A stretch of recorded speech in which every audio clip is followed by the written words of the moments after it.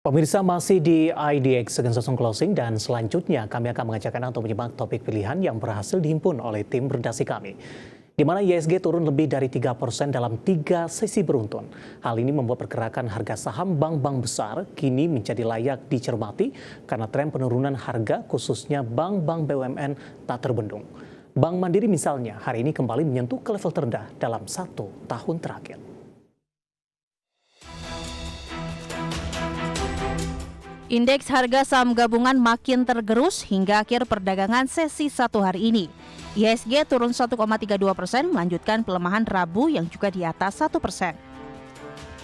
Tren penurunan harga yang tak terbendung kompak terjadi pada saham Big Banks, bank-bank BUMN atau Himbara anjlok paling besar.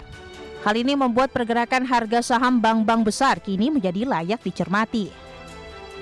Contohnya, PT Bank Rakyat Indonesia (TBK) atau BBRI yang sejak awal tahun sudah merosot hampir 23%. Dalam perdagangan hari ini, saham BBRI juga turun ke level terendahnya di 1 tahun terakhir di 4.310.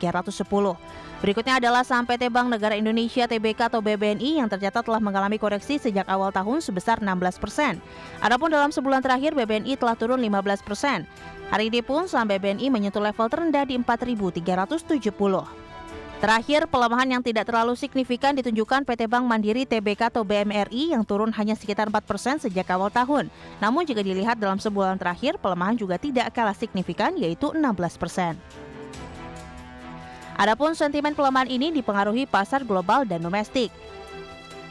Pertama, ada penurunan suku bunga The Fed September 2024 mengecil. The Fed menyeratkan bahwa pengambil kebijakan masih harus bersabar dalam memantau apakah inflasi cukup melambat sebelum menurunkan suku bunga.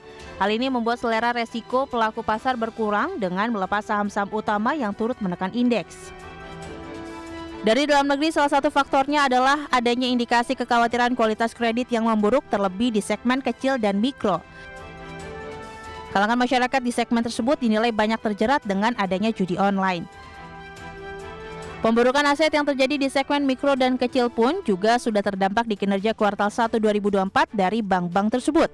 Misalnya BBRI yang mencatat NPL untuk kredit kecil tercatat paling besar di kisaran 5,44%. Dari pada tahun lalu di kisaran 4,45%. Sementara itu BMRI juga mencatat NPL di segmen UKM dan mikro mengalami kenaikan. Berbagai sumber, IDX Channel.